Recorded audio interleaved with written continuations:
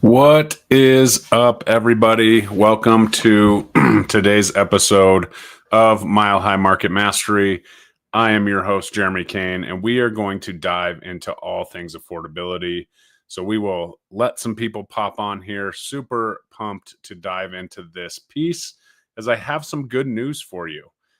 Things have changed a little bit in our market, and we are seeing results. So we're going to talk about the market. We're going to talk all about, the changes with the interest rates and the Fed cutting rates and how that affects everything and how we're seeing a little bit of a loosen up, but what's to come as a result. So I'm so glad that you're all here today. I will definitely share my screen and we can go through some articles together and have this time together as we go. So let me get organized here and we will dive right in. So first and foremost, if you don't know, I'm Jeremy Kane. I sell homes here in the Denver metro area.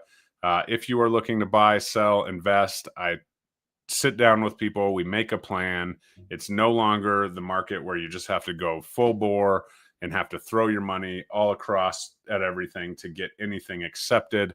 So that is exciting, but also a little bit stressful for some of my sellers out there. So we're going to get rolling. So are you feeling like Denver homeownership is out of reach? You certainly are not alone.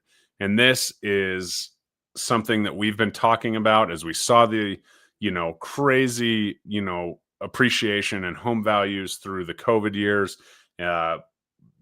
basically bolted on to record low interest rates that we likely will not ever see again in our lifetime in some cases. And then all of a sudden that started to change. But as the interest rates went up, the home prices started going up a little bit less and have kind of, stabled off. Even in some places, if you were super hyper focused and you hit that top number and you're like, oh man, my house is worth this, that's even come back. So if you are looking at, trying to time the market, we need to chat, because the truth is the only time that you should enter or, exit the market is when we've had a conversation and it's your time, right? Because who cares if the interest rates are perfect? Who cares if anything's this? If your situation, your financial situation isn't in order and you're ready to go. And you'll never time the market perfectly, because we'll go into that and we'll go into why for sure here. So we're going to navigate affordability. We're going to talk about options. We're going to talk about, exactly what you can do if you are that first time home buyer and the programs that we do have available. We're going to talk about some articles and maybe get into some new builds, because as we talk about this, new builds have, been able to buy big lots of mortgages and offer, incredible interest rates. But when we're doing this, and that's not, that's how they're selling these homes for the prices that they are, it could come to some backlash. So we're going to dive in. So, as you may or may not know, the Denver metro home price median is $630,000. For Colorado, it's about $600,000. Nationally, new home mortgages are 36% of the median income, which is $104,000 nationally. So when we're talking about that, and some, there's loan programs, usually the maximum debt to income ratio, meaning your monthly out-of-pocket debts on paper, against your total monthly income, has to stay somewhere below 55% typically. Some are a little bit lower, but that's a huge piece of the puzzle. You have credit, you have, your credit scores and all of that, but then you also have your debts, and those numbers have to measure out. And the reason that they have to measure out is likely the person that you are getting the loan from works for a company that does not service that loan. So they're selling it on the market to Fannie Mae, Freddie Mac, and all of the big, conglomerates. And so they have very strict guidelines that they have to follow through. This is where the underwriter comes in. And that's why they're so stringent on these policies. And they truthfully are just making sure that that loan could be sold in that market. So that's why that exists. And that's why it's so heavily scrutinized. So existing home mortgages, 37% is kind of where we're sitting. So they both exceed the HUD affordability threshold, which they say your mortgage should be about 30% of your home loan. So the takeaway, even with our slight shifts, with the mortgage rates dropping, with the concessions going on, there is an absolute massive gap here that we need to consider. And let's not look, to the grocery store where eggs and milk and everything has become more expensive and hasn't, certainly isn't at its peak, but it hasn't, gone back to normal. And so even if you are in these fixed loans, you have the taxes and the insurance that are, creeping up as everything has really gotten more expensive.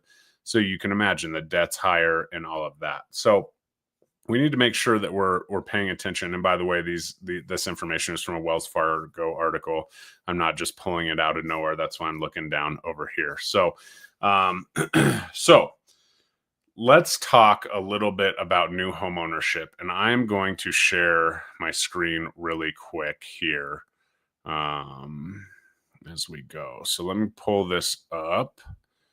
And we are going to first start with this article here. So I hope that you can see that. We're going to bring it on to the screen like this, and we'll be good to go. So as you can see here, affordability gap between new and existing homes widen, but seasonal buying trends may be at play. So that's kind of where we're at, how we're being focused, and we need to just kind of know and understand what this looks like.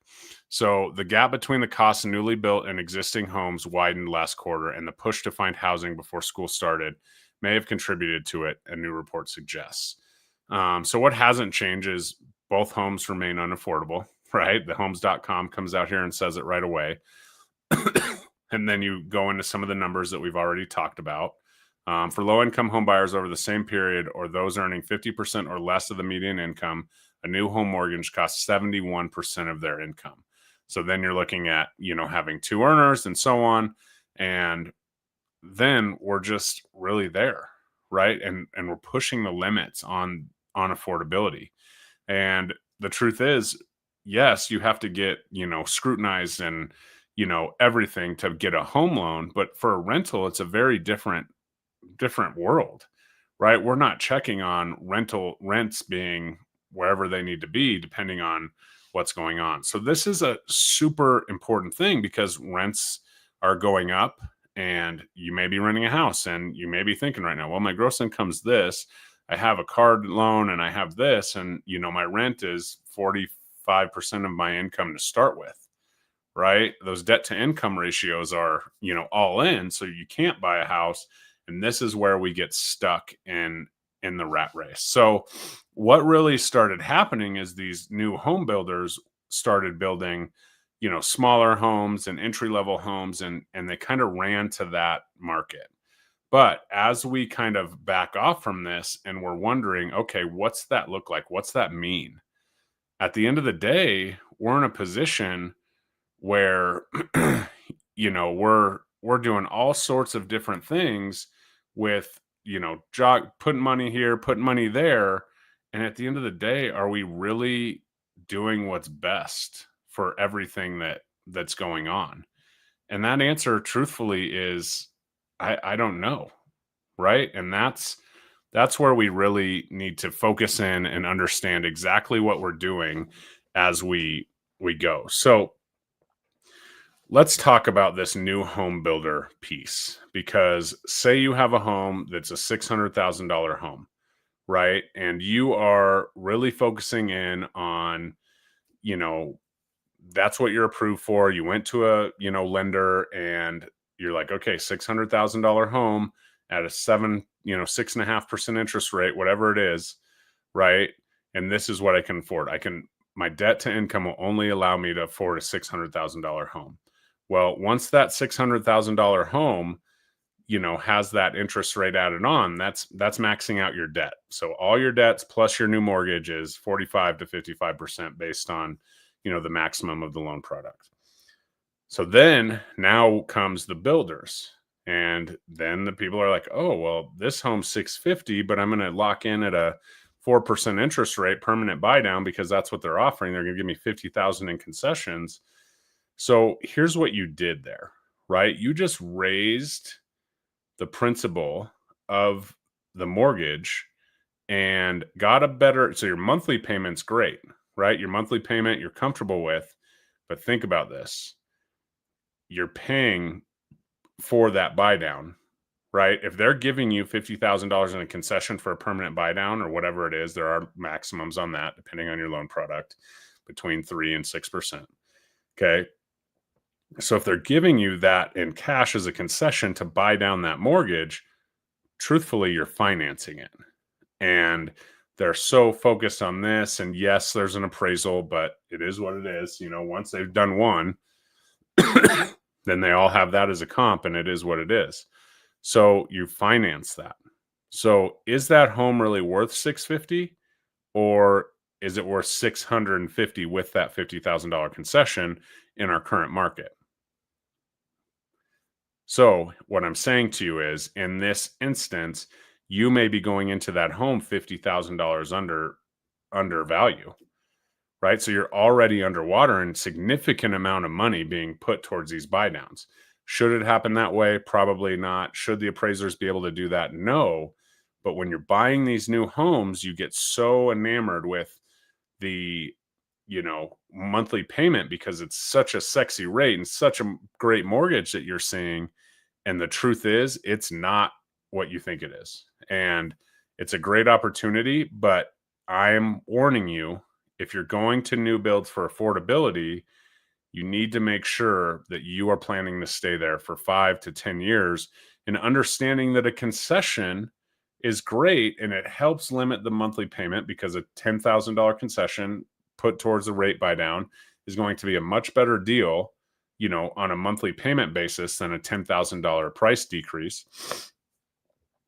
But when you go to turn it, which I will tell you, a lot of people who buy new homes love buying new homes, and they love doing it every 2 years.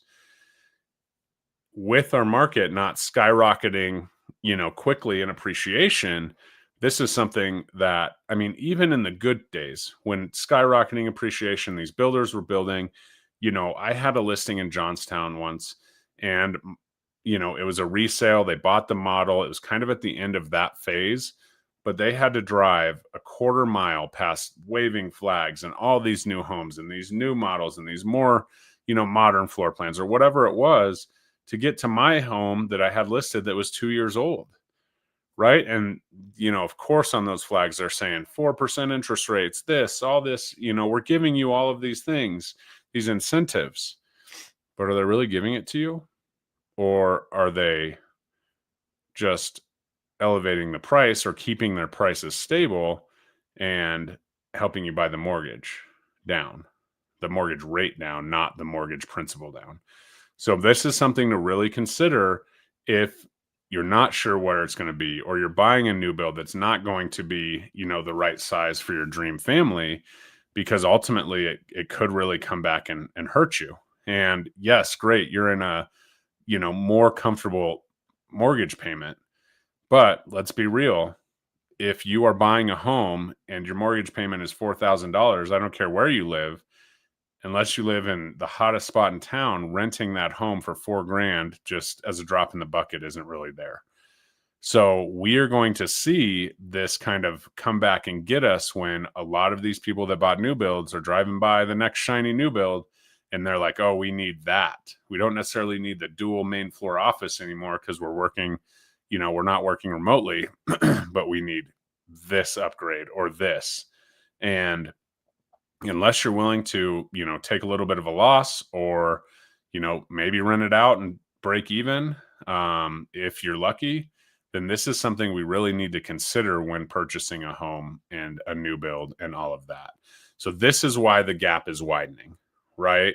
Because resale homes, you're going to walk in, they're not brand new. You got old stuff. Sellers are already frustrated because we're lowering the price, and we're, negotiating on the front end. And then all of a sudden, here comes the inspection, and it's a laundry list of items. Trust me, I'm dealing with a few right now. And it's a very delicate situation with sellers and buyers in the resale market. So yes, sometimes, the new builds seem like an easier route. It's brand new stuff. You have a warranty, you get the lower rate. But when you're looking forward, you got to be sure, because that's the gap that exists, right? I sold a house in Loveland earlier this year, and we had a builder comparable that was about 650. And so we priced about 620 because we could probably get an appraisal at 650, but the builder was dropping $30,000 or $40,000 to buy down the rate. So that's how we wanted to compete. So I marketed it as, okay, yes, we can go up a little bit because there's room on an appraisal with these comparables, but then you can get that builder rate if you want it. But I also want you to understand that just straight away, if you're approved for 620, we can get that done and, go from there. So really important to not only focus on the monthly payment, but focus on the principal and what you're doing here, because technically you're just financing that $20,000, $30,000, $50,000 into your mortgage, because the builder's netting the same, right? If they have a 650 house with a $50,000, and again, I'm just throwing these numbers out there, 50,000 and 650 is pretty tight, I think, on the percentages for all the loans. But if they're, say it's 650 and they're offering you 30,000, right? That's $30,000 that you're financing and paying that lower mortgage rate on, that 30,000 for 360 payments. So just something to consider when we just run straight to new home builds for, affordability. So I wanted to make sure that we were clear on that. So now let's turn the page and move to, down payment assistance programs. Okay. This is a known deal. Again, you're buying with negative equity, typically not quite as much. But I mean, you could argue that, a new home build is very similar to buying a house with down payment assistance, right? Because you're coming in, at the market rate, the builder's taking, 650, giving you 30 back, their net 620, right? If you're buying a $650,000 house with a Chaffa loan, it's 3% or whatever, there's different DPA programs here up to 3, 5, 6%, whatever they're offering. Well, that money does have to be paid back. It doesn't have to be paid back on a monthly basis. But when you go to sell it, that money has to be paid back to release the note. And so these are all things that you need to understand. However, going from a rental situation where you're going to start getting on your feet and you want to really play the appreciation game, and, you're going in, where you can afford it, where you're comfortable, some of these down payment assistance programs change lives. Right? I had a down payment assistance program. It was Kitty Condo, so it was seller funded back in the day. That's how old I am. When I was 19, and we didn't have to pay that back because it was more concession based. But even still, 3 years later, when we went to sell the house, we couldn't sell it for what we bought it for, partially because the tenants were, young college kids that didn't join a frat but pretended like they did. But some of it was the market as well. So we had to hold on to that, right? I held on to that all the way through 2020. So I owned that home for 18 years. Yeah. No, 17 years, right? 2003 to 2020. When I sold that home, we had massive equity. I had refinanced it once and took the cash and bought another investment property. And when we sold it, because of the appreciation, because I played the long game, because I was a landlord for that home for that long, I was able to, 1031 exchange the rest of that money into a duplex purchase.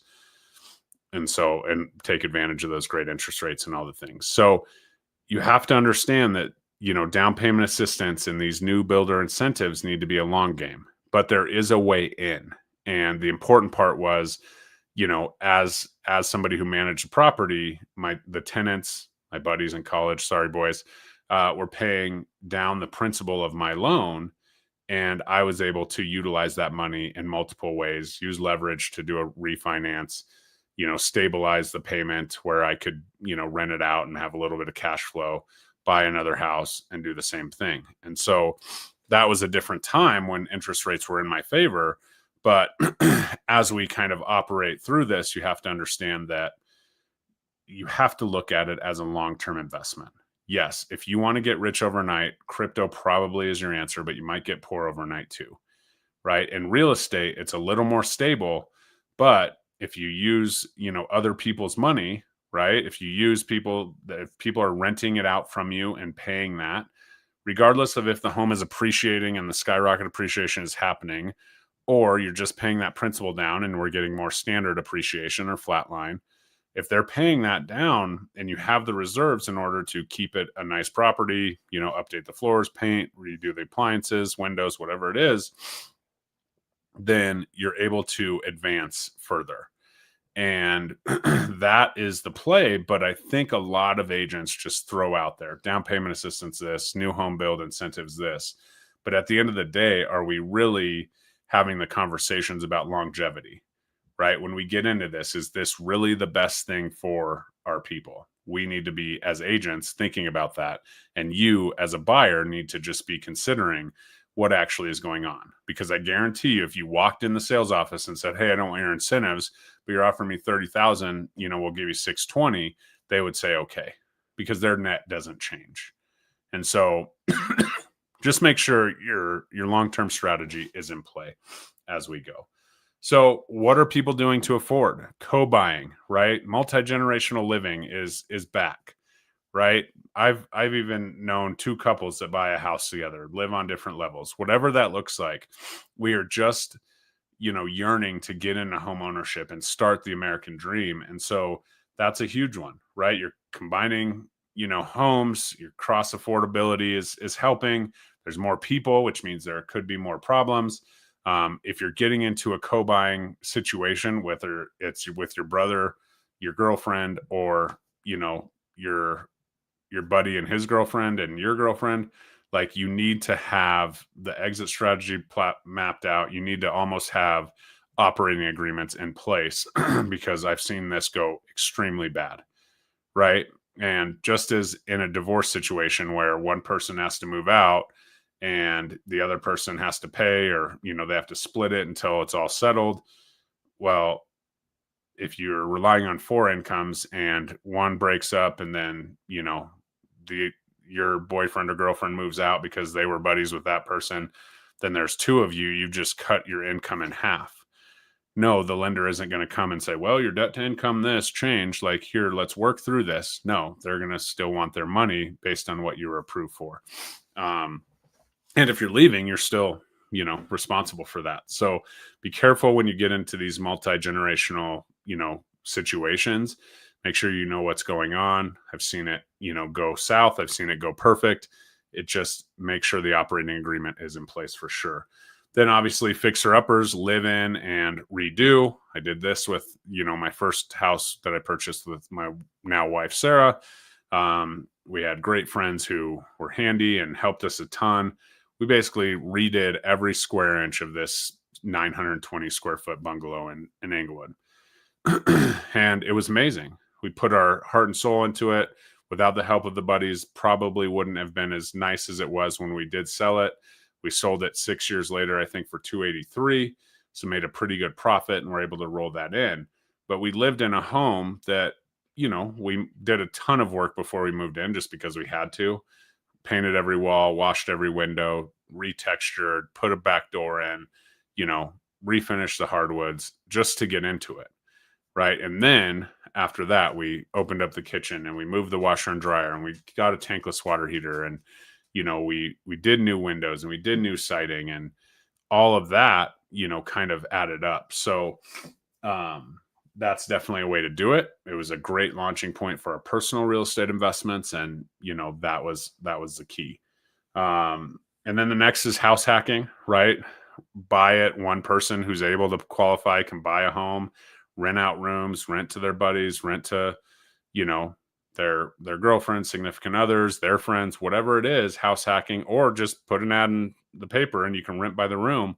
This is a way to really save money, right? Essentially, this is what I did before house hacking was even a term, right? I bought a house with, the help of my dad and the kiddie condo loan and rented out the rooms, covered the mortgage, saved the money, did the things, and here we are, right? And so house hacking is also there. So there's a ton of ways to creatively buy. And if it's something that's weighing on you, if you're looking at renting and you're just like, I just can't do it anymore, I need to make a change, I'm kind of up against it, let's sit down and make a plan, make a strategy. It will not be your, optimal experience buying your first home. It's not going to be your dream home unless something drastic has happened in your life where you've inherited money, won the lottery, or whatever. So what we need to do is say, okay, what can we do here? What will make sense? What can we afford? Where do we have to be? Those kind of things. And once we have a plan, then we just need to execute on the steps, right? Whether it's credit repair, whether it's this or that, all of this plays in, whether it's saving money for a down payment, all of this plays in and puts you in a better situation than you need to be in. So that's exactly it. So finding the value in Denver, right? And if you're still watching this, they just released where the new Broncos Stadium is. There are some very affordable houses that are going to be in really hot neighborhoods in the next 10 years. I'll leave it at that. Call me if you want to. Comment Broncos and I'll reach out directly to you and we can figure out a strategy here because I think there's going to be opportunity in that market relatively soon. So as we kind of focus on this, where you can find it, right now you can find it anywhere. Sellers are still kind of on the concession train. We have seen the rates drop a little bit with the pending Fed rate drop, coming up. And here's the deal. I want everybody to hear when the Fed does actually drop the rate officially, if they do, our mortgage rates might stay the same or they might even jump up a little bit because everything is so out there in the open. It's already been baked in and, so just understand and expect that might happen. But in this window where we have the Fed meeting in a week or two and, mortgage rates have come down, we have seen an absolute skyrocket in mortgage applications. So you might still be able to jump on the, concession train. I did hear multiple offers this last weekend on some, but not all.